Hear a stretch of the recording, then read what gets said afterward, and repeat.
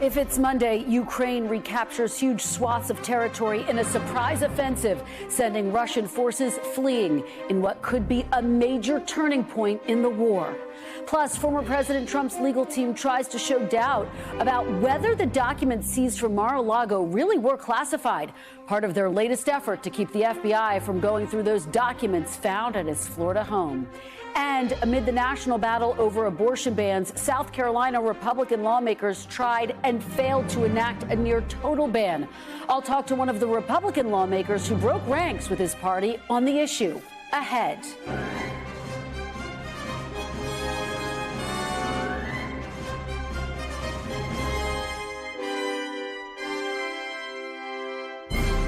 Welcome to Meet the Press Now. I'm Kristen Welker. At any moment, President Biden is expected to deliver an update on his administration's goals to fight cancer, an effort dubbed the Moonshot Initiative.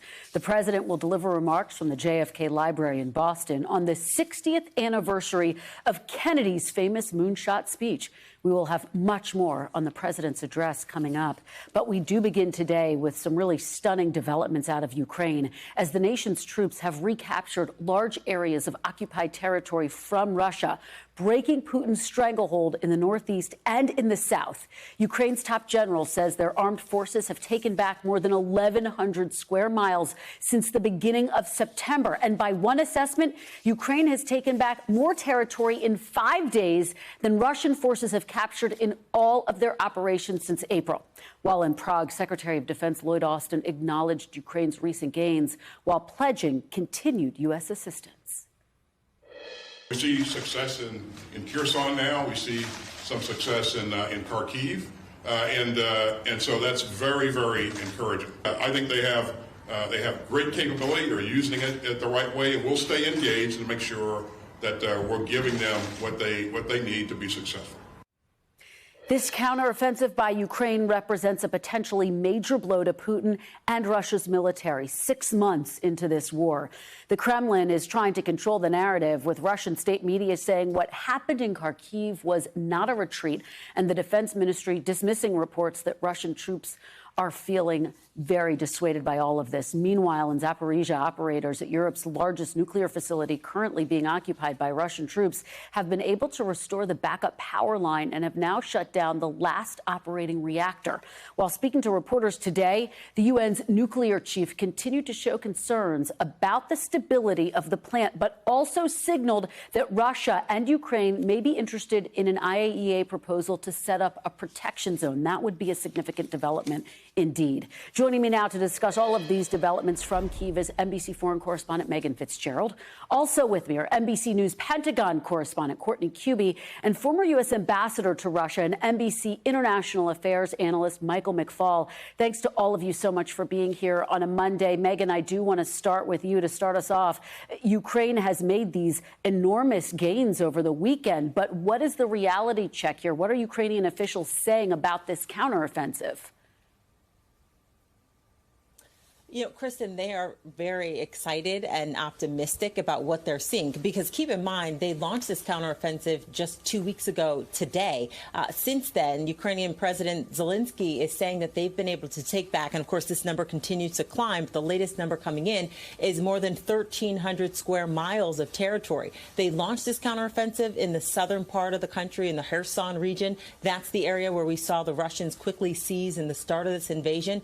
They've been able to liberate some communities and towns down there, but all the way up to the Kherson region or to Kharkiv region. And this is where we're seeing some of the most significant advancements, certainly within the last several days. The president saying dozens and dozens of settlements there have been liberated. And we're also starting to see images coming in, video coming in from these soldiers on the ground, capturing those moments where these people who have been in Russian occupied territory for months are running to these soldiers, thanking them for this liberation, a moment that they had been waiting for, Kristen.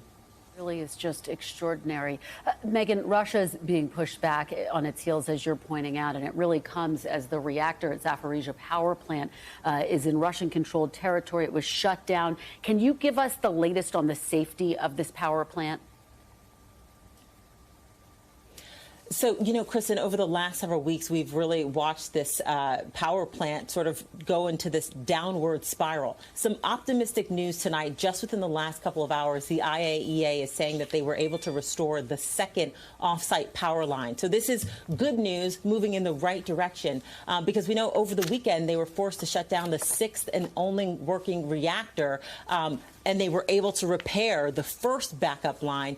All of this is so critical because this is the way to power the plant. And the concern is that the shelling just continues. And if it knocks off these power lines that have now been restored to the plant, they would have to rely on these backup diesel generators. That's a concern because we know that there's only a 10-day supply of diesel. And once that runs out, that is why these inspectors are saying that there's concern for a nuclear meltdown, Kristen. There has just been so much concern surrounding that power plant. Megan, thank you so much for staying up late with us. Continue to stay safe. We really appreciate your reporting. Courtney, I want to turn to you.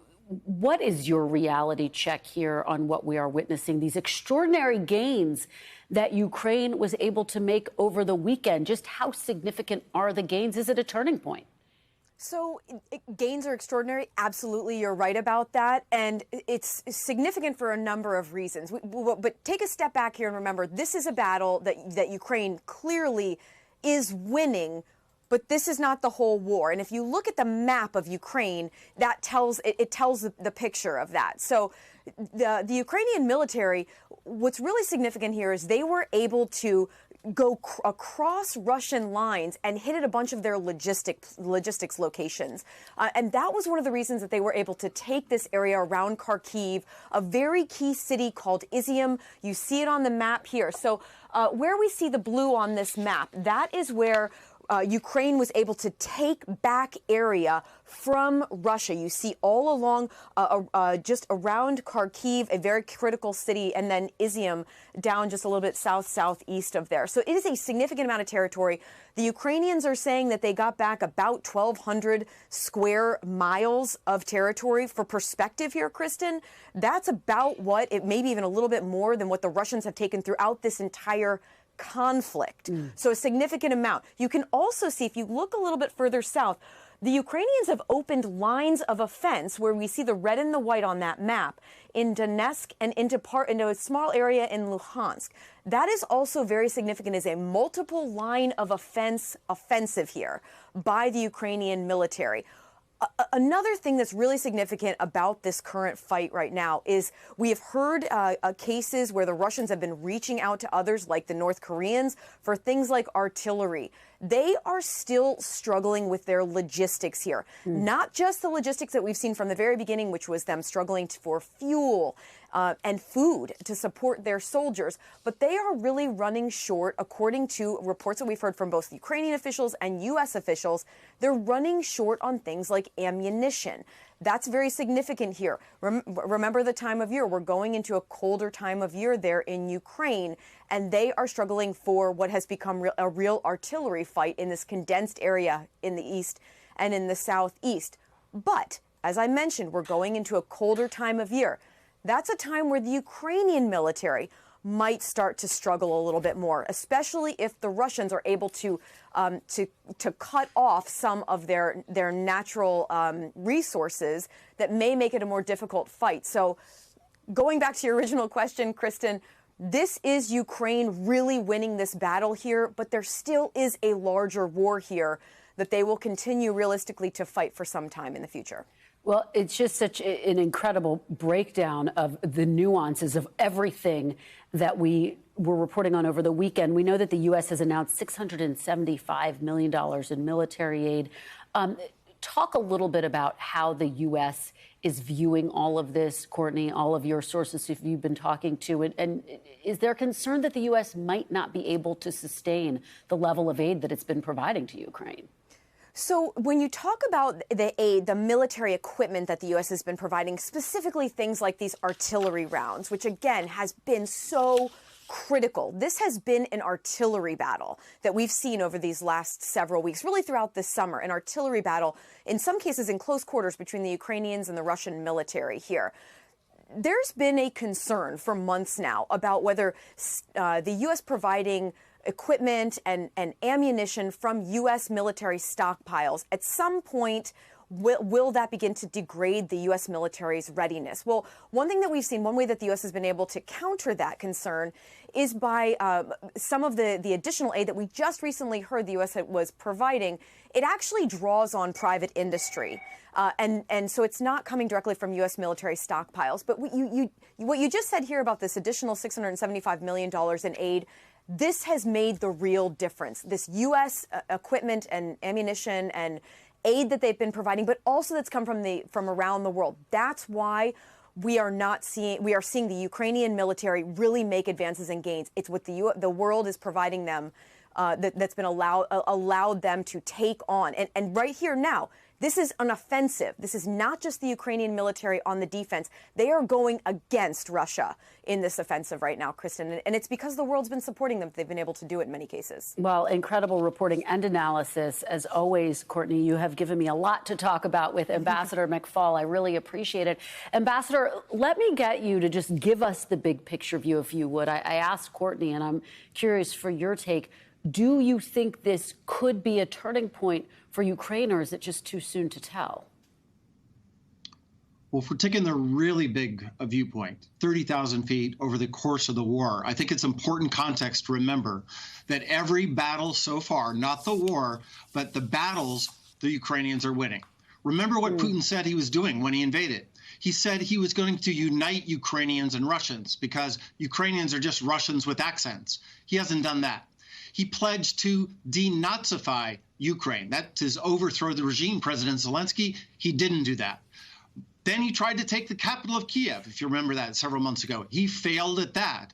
And this now, I think, is the next big failure, that they have failed to hold on to territory that they captured months ago in the region of Kharkiv. Kharkiv, so you know, is the second largest city in Ukraine. A lot of the region of Kharkiv had been occupied by the Russians, and now they're pushing it back. So, you know, there have had some victories down in the south.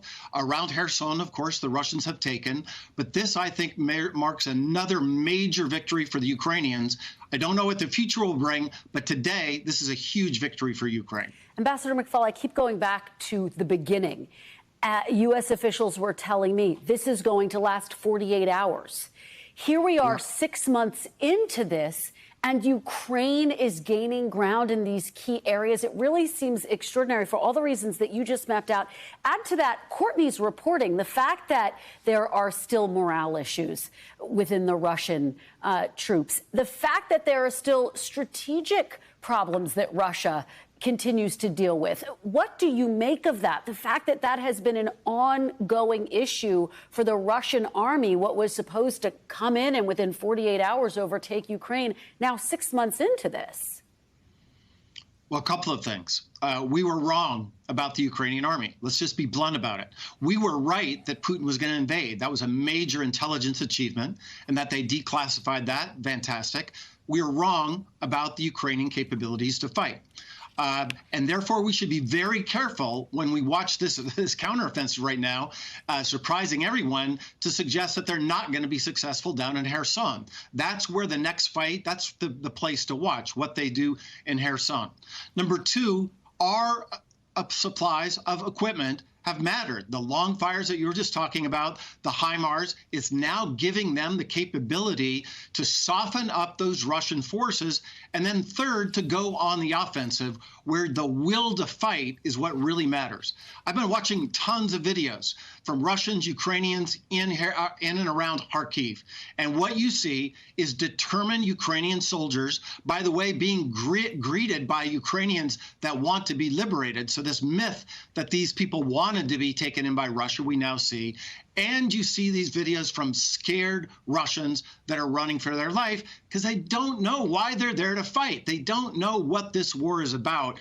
And that momentum, that moral side, that helps Ukrainians when the fight is really close. Ambassador McFaul, looming over all of this has always been this big question. Can this end with Putin still in power? I want to read you what Ann Applebaum wrote in The Atlantic this weekend and get your reaction on the other side. She wrote, We must expect that a Ukrainian victory, and certainly a victory in Ukraine's understanding of the term, also brings about the end of Putin's regime. To be clear, this is not a prediction, it's a warning. Many things about the current Russian political system are strange, and one of the strangest is the total absence of a mechanism for succession.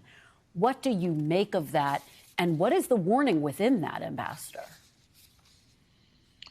Well, I've always believed that this war was the end of Putinism. He overreached, right? It's like Brezhnev in Afghanistan. He won a string of victories, small wars that he won, and he overreached in Ukraine. I'm not going to try to predict, just like Ann didn't, when that happens. But I think it's inconceivable that Putinism, the system of government in place under Vladimir Putin, will be in place 5 or 10 years from now. What you're already seeing, which is also an incredible event over the weekend, you're now seeing in public, even on Russian state-controlled television stations, a debate about who's at fault for this war. That was not happening just 4 days ago, and you're beginning to see people pointing the fingers. Is it the generals? Is it the intelligence officers? They're turning on each other, and I predict that if Ukraine continues to march forward, that debate will become louder and louder. That in and of itself is incredibly significant, potentially signaling a real blow to the Putin campaign for information. Thank you so much, Ambassador McFall. Really appreciate all of your incredible analysis. And before that, Megan Fitzgerald and Courtney Kuby. Coming up, primary season finale. Voters gear up to hit the polls as the Trump wing of the Republican Party is tested one more time at the ballot box. We're live in battleground New Hampshire next. You're watching Meet the Press now.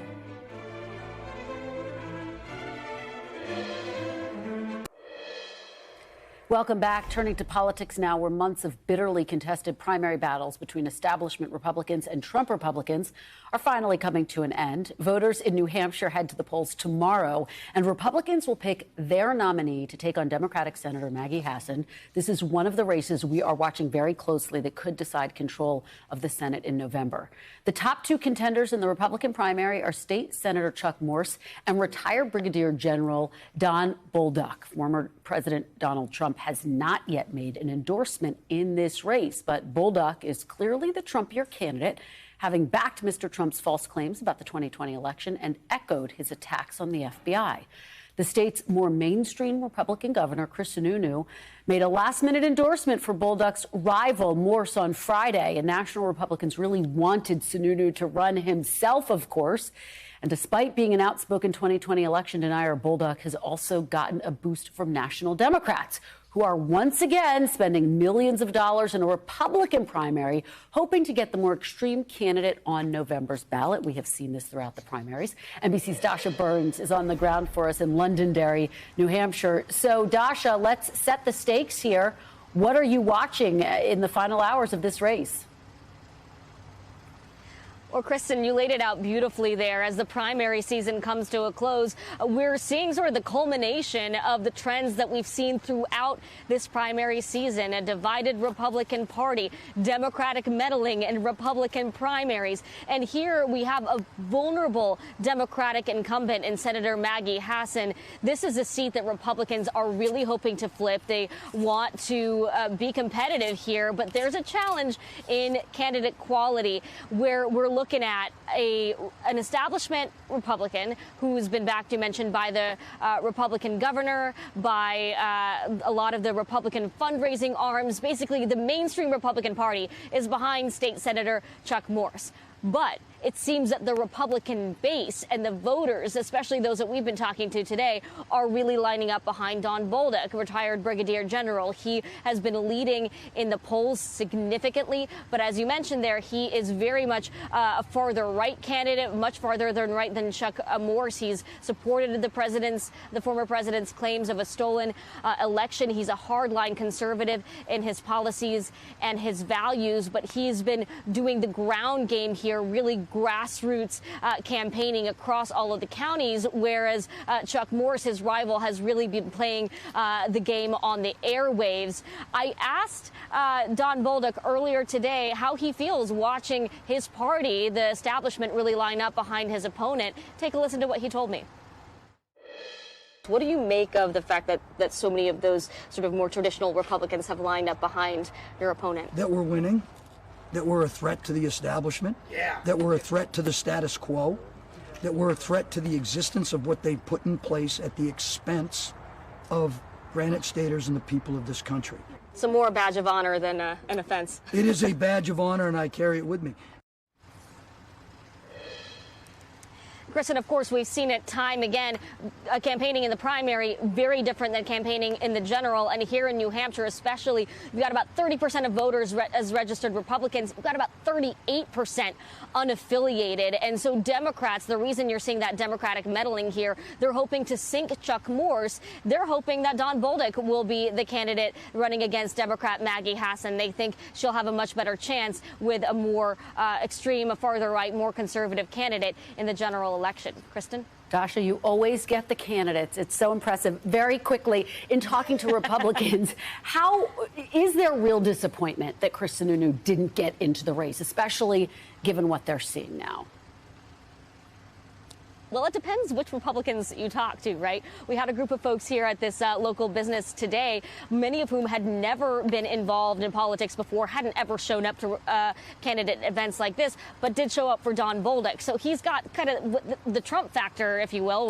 We're using that term these days to engage voters that haven't been previously. But I'd say a lot of the sort of core Republican voters, listen, Sununu is very popular in the state. A lot of folks were hoping for him to run.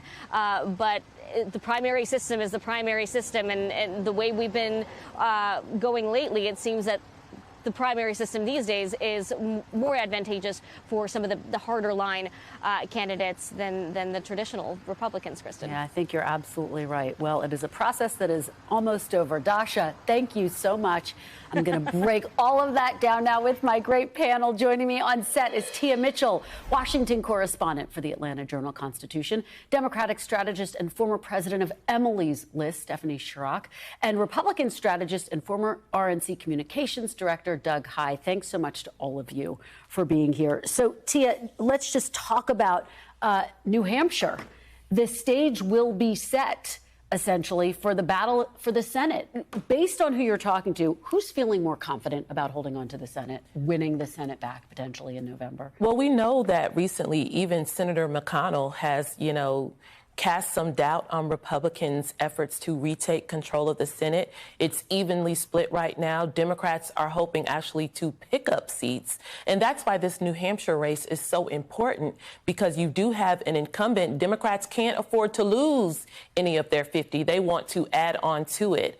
And so they have made the calculation that Senator Hassan will have an easier chance if the Trumpier candidate is on the ballot in November. Yeah, I want to delve into that strategy. But, Doug, first, here you have yet another state, New Hampshire, one in a list of them, Arizona, to name another, where you basically have the governor who's opted out of running for Senate. Do you think there's a wistfulness within the Republican Party and a sense of regret that these are missed opportunities, that they're tougher to win now? In Washington, sure. If you're the senatorial committee, the congressional committee, the Republican Governors Association, you want whoever that top candidate is. It's like signing the free agent on pick your sport. You want the best player you can possibly get. But the reality is, let's say Chris Sununu won. One, he'd have to go through the Republican primary process of 2022. That's not a lot of fun. And then if he wins, he doesn't get to. He has to work at that building across the street. And there are 100 people who are working there right now who are miserable. And I'm talking about the ones who are elected. I talked to one 2 weeks ago who's retiring, who said, I can't wait to leave here. That's what's happening in Washington, D.C. right now. So I wouldn't wish victory on anybody to go into the Senate right now. Says so much about the climate right now. Tia, you mentioned the fact that there has been this ongoing strategy among Democrats to prop up these conservative candidates, ultra MAGA candidates, some would characterize them as. Chuck asked the vice president about this over the weekend. Let's take a watch at that exchange. Is the Democratic Party making a mistake here by those people could win if you're not careful? I mean, listen, I'm not going to tell people how to run their campaigns. I ran in terms of statewide office. Would you have done this? Would you have done this? Is this something you'd be comfortable with? I'm not going to tell people how to run their campaigns, Chuck. I'm not going to tell people what to do. You're not worried that this reflects poorly on the Democrats? I think that what we have to focus on is that in 60 days as of this interview, in less than 2 months, we are looking at a midterm election in which so much is on the line. Stephanie, what was your reaction to seeing that exchange, her response? Well, I think she's exactly right. There's no reason for the Vice President of the United States to comment on how anybody runs their campaigns. So I think that is exactly precisely what she should be saying. But I want to talk a little bit about this particular situation in New Hampshire, because I think it's important to recognize that every race has its own reasons and vibes and why people get engaged. Let us not forget that the national Republicans have already put $4 million behind Morris. They've already chosen their candidate. They are pushing a lot of money into a primary, which we got to focus on that, on all positive things about Morris. So then you've got the Senate side going, well, if this guy does win, we've got to not let that stand. And it's a short timeline, right? Because we've got the latest primary. Thank you, New Hampshire. Just wait till the very end to get this done. But this is a short turnaround timeline. But so I think it's actually smart to go up and... Is it playing with fire, though, this strategy? Is it morally defensible? I would say, particularly in New Hampshire, you got a situation where this guy would be the general election candidate, and the general election's already started that way. If he's not the general election candidate, we're up against a Trump candidate. Here's why it's a problem. And it's regardless of win or lose. If you believe that this is conspiracy theory denying elections, if you think it's anti-gay, if you think it's anti-minority, anti-woman, then by giving these candidates a basis to run on, win or lose, you're creating that atmosphere that you're calling hate. And so whether it's in Doug Mastriano in Pennsylvania, whether it's the Republican candidate Dan Cox in Maryland, who's going to lose, you're giving a platform for that hate. And so then if they do win, it's not playing with matches, it's political arson. But I think it's important, though, because, yes, Democrats have spent money attacking Morse, who could be the Republican nominee, but they've also spent money kind of amplifying Bolduc. And in those ads paid for by the Democrats, though, they're saying, here's exactly who this guy is. He's an election denier. He's Trumpy. And they're amplifying the truth about him, but they know that's something that could resonate in the primary. The number two elected Democrat should be able to say that. Joe Biden certainly doesn't have a problem saying about Republicans. But there is nothing being said in these ads that isn't true and is going to be said about these candidates in the general election, because this is who these folks are. I want to talk about this issue of election deniers. The vice president was asked about this by Chuck as well. I'm going to play that clip and then we'll discuss that as well. Nearly 70% of Republicans don't believe that the president and yourself won the 2020 election legitimately. Do you think you'll ever be able to change their minds? I find that polling interesting, and I'm going to tell you why. I'm traveling the country. We're here in Houston. I was in, North Carolina. I've been traveling all over the country. I don't find that. You say you take issue with this idea that there are 70%. Do you think I just don't experience that. Tia, what does that mean she doesn't experience that? Does that potentially run the risk of making her look out of touch, given that that is the reality? I think it does. And I think it might be true. I mean, people may be a little bit more polite when they meet the vice president in person and not say, hey, we don't think you're the legitimate winner of the office you now hold. But I also wonder if it's just her not wanting to amplify those people who, would try to, downplay her position or delegitimize her position. That's what I took it as, her not wanting to give air to that. I completely agree with you. Absolutely. It's like, they don't want to be talking about this. It keeps on coming up. They know why amplify it, particularly as the vice president of the United States. But the reality is they are amplifying it at the DCCC, at the DSCC, at the DGA. And these Republican candidates who feel this way, quite often, they don't have the money to spend themselves. And so what they're getting is a real free infusion of cash that they couldn't raise on their own, courtesy of Democrats. And it's troubling. Talking about things that have been amplified, let's talk about the issue of inflation. Doug, you have in recent days some Republicans saying this is not going to cut it as a campaign message. It's not going to be tough enough to win some of these very close races, in part because you're starting to see the numbers tick down. You're starting to see gas prices come down a little bit. What do you make of that argument? And do you think inflation should still be the centerpiece of these campaigns? It should be. One, Republicans haven't been making this message often enough and strong enough. And frankly, every time Donald Trump opens his mouth, every Republican has to respond to that. And so they're not talking about these issues. Two, it's also still the number one issue for Republicans and the number one issue for Democrats. Is it at that kind of, touchstone place that it was in July or June? No, but it's still number one. So they should be talking about this. And look at all those things that have 70% of the country saying that we're moving in the wrong direction, and focus on that and only that. So, Doug, it may be number one, but it's barely number one. There's such a slate okay, but it's not of climate issues. change. It's not what is it? But then? it's also not. But abortion is rapidly going up, and now you've got Republicans all over the country, but not for Republicans or independents, scrubbing their websites and running ads, changing their views. Any team would want to be. Any team winning the NCAA would want to be barely the champion. If you win by 1 point, you win. That's politics. Let me read what former Trump advisor Stephen Moore told the Washington Post. He said, "This is one of the things I'm telling Republicans. Yes, inflation is high, but it's coming down. Inflation is not going to be like it was in March and April with huge increases, and I think broadening the message is going to be necessary." Tia, are you talking to Republicans who are starting to broaden their message? Are you seeing this play out? I think Republicans are trying, but right now, a lot of Republicans are still in primary mode for better or for worse. And they're going to have to figure out how to pivot to create that more universal message because, again, Donald Trump, for better or for worse, is still a big part of the conversation. Election denialism is still a big part of the conversation from Republican elected officials and Republicans on the ballot. That's not necessarily going to be a winning message in the general election for a lot of, contested races, for these statewide races and these Senate races. But how will they broaden it? Yes, the economy, inflation, health care, and then climate change and abortion. They are what voters care about. Crime is rising. Crime as well. Well, and that speaks to the idea of broadening the message, that at least some Republicans feel like it has to go beyond inflation and the numbers. All right, thank you so much. This was a great conversation. Tia, Stephanie, and Doug, really appreciate it. And coming up next, former President Trump's lawyers are telling a judge today that the Justice Department's investigation has, quote, spiraled out of control. We'll explain. You're watching Meet the Press now. Stay with us. I think that our country is a country that has gone through different periods of time where the unthinkable has happened and where there has been a call for justice and justice has been served. And I think that's potentially going to always be the case in our country, that people are going to demand justice, and they rightly do. Welcome back. That was Vice President Harris in her exclusive interview with Chuck, responding to whether it would be too divisive to prosecute a former president.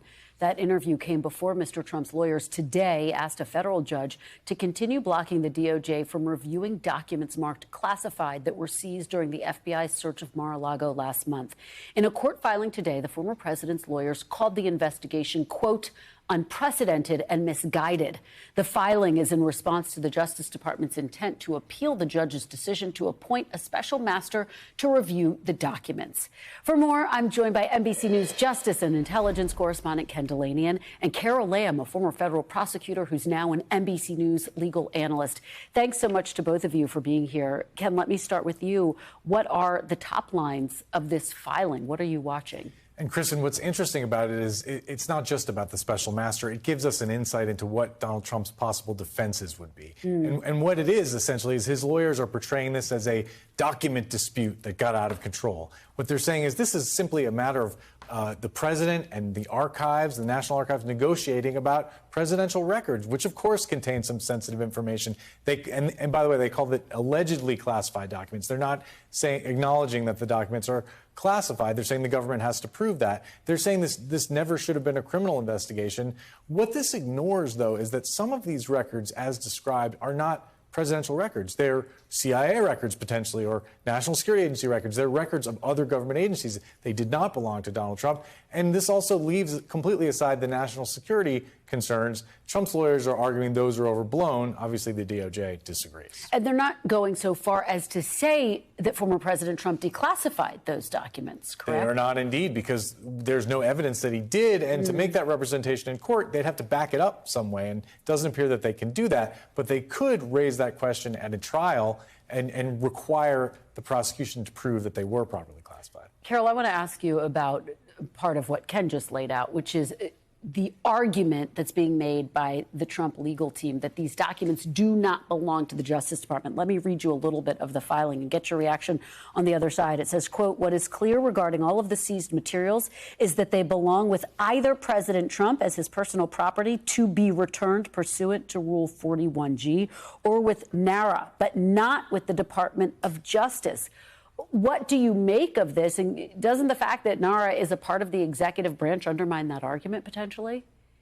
And Kristen, there's so many confusing arguments in that pleading this morning that I'll be honest, I had a little trouble pulling the threads apart. I think one of the most unusual arguments I saw them make was that the Justice Department had to prove to the special master that these were indeed classified documents.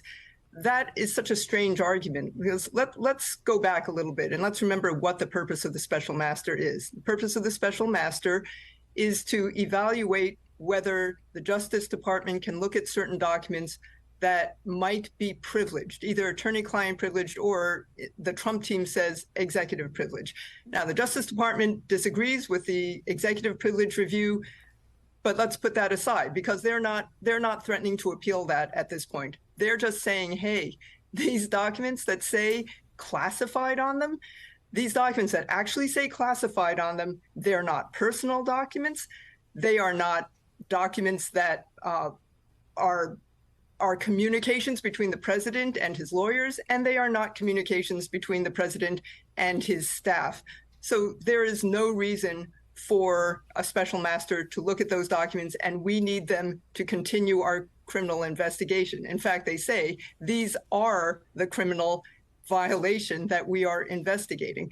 So the Trump team has tried to turn this very strange little procedural thing of a special master on its head, and they have tried to now they're trying to have the trial right now at the beginning or the middle of this investigation. It's a very, very strange situation. I'm sure the Justice Department is scratching its head saying, how did we end up here? So, Carol, given that, what are you watching for next? And if a special master is, in fact, appointed, how does that process unfold? You're saying the special master wouldn't necessarily determine the classification status of these documents? The special master definitely should not be determining the classification status of the documents. That is maybe a technical defense that the president might bring up at trial or post-indictment. There hasn't been an indictment here, and we don't know if there will be one. What I'll be looking for next is, now that she's gotten both sides' views about her order, will the judge revisit her order and do what the Justice Department asks? The Justice Department has asked for a very, very narrow set of relief here. All the Justice Department asks is that she lift her injunction saying that you can't investigate, you can't use these documents to investigate. Would she lift that portion that applies to just the documents that say classified on them? All the other stuff, all those other documents, the Justice Department is saying, fine, you want to have a special master look at them, go ahead. It's just that narrow set of maybe 130 documents, which in my view, she incorrectly said could not be used for this period of time until the special master has an opportunity to look at them. Ken, let me ask you about some developments surrounding this broader court battle. We know that the Justice Department has charged a woman with threatening Judge Cannon, the judge presiding over all of this. What can you tell us about that? And it's just incredibly disturbing. It is, Kristen. According to the criminal complaint, this woman made some vile and disgusting threats over voicemail and email directed at the judge, was arrested, has been charged. But it's also true that, according to the complaint, she has a history of mental instability and was interviewed by the Secret Service for making death threats against Donald Trump. So in this case, it seems like a mentally disturbed individual, but it underscores how volatile this whole situation is right now, and people who are on the edge are pushed over the edge by some of the rhetoric that's rocketing around our politics. Yeah, really smart way to put that. Ken Delaney, and thank you so much. And Carol Lamb, really appreciate your both joining me today. After the break, goodbyes and new beginnings for Britain as King Charles III leads his late mother's coffin to lie at rest in public for the first time. We'll have details on the Queen's services and the future of the monarchy. That's next. You're watching Meet the Press now. Welcome back.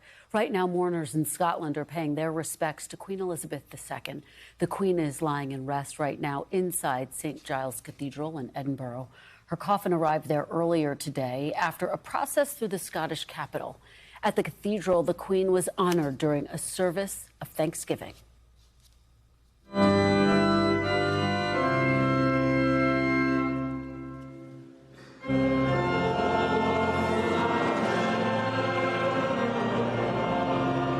Among those in attendance at that service, the new British Prime Minister Liz Truss, whom the Queen appointed less than a week ago.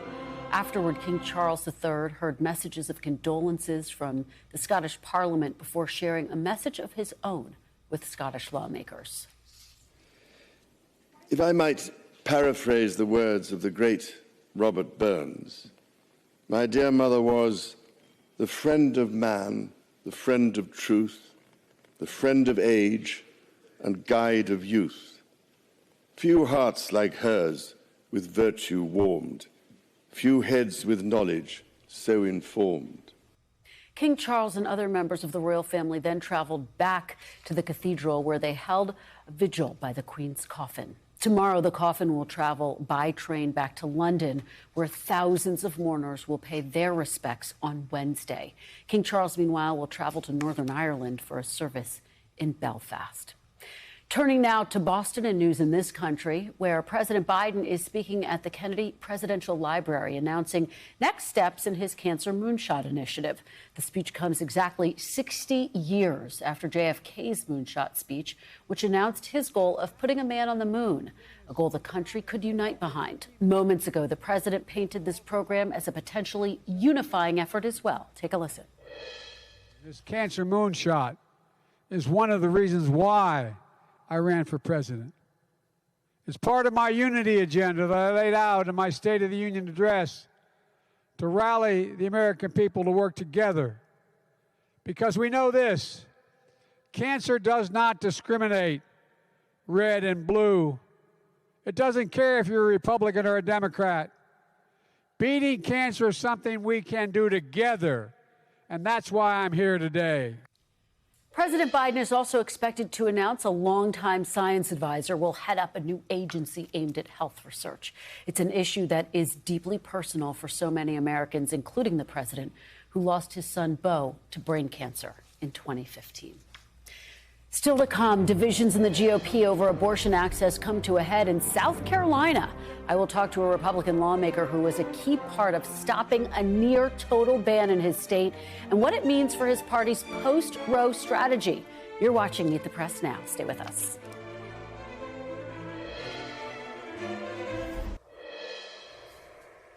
Welcome back. A group of South Carolina Republican lawmakers barred a near-total abortion ban from passing the state Senate last Thursday, taking a stand against other members of their own party. Even without the group, Republicans in the state Senate still had the votes needed to pass the ban, but they did not have the support necessary to vote down a filibuster threatened by Republican State Senator Tom Davis. Davis said the bill failed to balance women's bodily autonomy and the rights of the fetus and promised his daughters he would take that action. Listen to what he said. I have a 28-year-old daughter, a 22-year-old daughter, and a 17-year-old daughter. And they'd say to me with one voice, Dad, you aren't going to let this happen, are you? You're not going to let this happen. You guys aren't going to, up in Columbia, tell us that from the moment that we become pregnant, we lose all control over what happens inside our body. You're not really going to do that, are you, Dad? And my response to them is, I'm not. Divisions on the issue of abortion have become pronounced within the Republican Party in recent weeks. Some Republicans feel the hardline restrictive stance the party has taken is out of touch with voters' reactions to this summer's Supreme Court ruling, softening their message before the midterms. I am joined now by Republican State Senator from South Carolina, Tom Davis. State Senator Davis, thanks so much for joining me. I really appreciate it. I know you're busy. You're in your car right now, heading from one place to the next, so I appreciate your stopping to talk to us. Happy to be with you. Let's pick up on that impassioned speech that you delivered, if we can. You said you promised your daughters you would not vote for that near total ban. Can you walk me through what the decision-making process was like for you? I mean, absolutely. I mean, when you think about the bill that was before us, it would have banned abortions from the time of conception. So essentially what you're saying is, once a sperm fertilizes an egg, a woman loses all autonomy over her body altogether. I just do not believe that is a reasonable balancing of the rights that are involved here. And there are more than just one right involved. It's not just the right of the unborn child to be born. There's also the right of the woman to autonomy over her body. So you have two rights, each deserving of respect.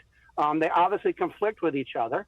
And so what I think our job is as a legislature was to balance those competing rights, to look at that right of a woman to autonomy of her body and balance it against the right of the unborn child to be born. And for me, I think there ought to be deference paid to the woman at the beginning of the pregnancy. And then as you move along to term throughout the 9 months, gradually, I think that right yields to the right of the unborn child to be born. But I just cannot subscribe to this notion that once the sperm fertilizes an egg, that a woman loses all control over her body. I don't think that's a reasonable balancing of the respective rights. Well, you were joined by 4 other Republican lawmakers. 3 of them were women who voted against this ban. But as you have said, I mean, there is a divide within your party. There is a divide within your own state legislature. How consequential do you think this divide is? Well, I think we're going through some soul searching right now in the Republican Party. It's the first time we've had this debate in regard to a woman's right to an abortion and the right of an unborn child to come to term and be born in the post-Roe world. I mean, the debates we've had in the past were more or less academic debates because irrespective of what we passed, if it was violative of the Supreme Court's ruling in Roe v. Wade as modified by the Casey decision, it was going to be enjoined by the federal court. And so, in essence, it was an academic exercise. But last June, when the United States Supreme Court reversed Roe, when it reversed Casey, and it said this is a matter for the legislature to decide, I think you have a lot of people looking at this with new eyes, looking at this with a degree of criticalness that they haven't in the past. And so right now, I think we're sorting through this issue. Well, it's notable to hear you frame it in that context. And I guess politically, we have seen the impact already in some places in Kansas, for example, when abortion was quite literally on the ballot in that special election in New York as well. State Senator Davis, do you think the issue of abortion could cost Republicans the chance to win back the House or the Senate? Well, it certainly has made the issue more salient and more relevant. I mean, right now we're dealing in an environment that, quite frankly, most people considered the issue of abortion to be settled by Roe v. Wade. We've had 49 years worth of federal jurisprudence establishing a woman's right to an abortion. But just to put a fine point on it, State Senator, just to put a fine point on it, do you think it's going to hurt Republicans in the midterms? I don't know if it'll hurt them, but I think it brings the issue to bear. I think voters are going to be wanting to hear answers, and I think individuals better be prepared to make arguments. Do you think, though, given what I guess the way to frame it is, what do you think the impact is when you see the turnout and the results in a Kansas or in that New York special election? And what is your message to fellow Republicans who are running in these really close races? I will say this, that if you're going to support a ban on abortion from the moment of conception, if you're going to take away all autonomy of a woman to right over her body when a sperm fertilizes the egg, there's going to be political consequences if you take that extreme position. I don't think there's any question about that. And, you know, it's notable because as you were walking through how you came to this conclusion, you talked about the fact that as the pregnancy goes on, it is your belief that ultimately you then have to take the rights of the fetus into greater consideration. And I wonder where you think that line stands. Right now, obviously, it's a bit murky in your state what will happen in the long term. Right now, I believe the current law stops abortion access at 20 weeks, but there is an effort underway to stop it at 6 weeks, to impose a 6-week trigger ban. Where do you stand? Would you support that 6-week ban? Yeah, right now, I have voted for a bill that has a ban when a fetal heartbeat can be detected, which is typically at about 6 months. With exceptions for rape and incest, for the life and health of the mother, and in cases where a physician has diagnosed the baby with a fatal fetal anomaly. So that's the status of the law right now in South Carolina. Quite frankly, I think people who are at the extremes on either perspective are going to lose out. On the right, that means you can't take away a woman's right to autonomy when the sperm fertilizes the egg. But on the left, by the same token, you can't say that a woman's right to autonomy over her body extends through that entire 9-month term. I think that is equally a position that people reject. So I think the decision, I think most people, most South Carolinians are somewhere in the middle. It's such a fascinating perspective, and we really appreciate your joining us. South Carolina State Senator Tom Davis, thank you so much. And thank you for being with us this hour. I will be back tomorrow with more Meet the Press Now. NBC News Now coverage continues with my friend Hallie Jackson right now. Thanks for watching our YouTube channel. Follow today's top stories and breaking news by downloading the NBC News app.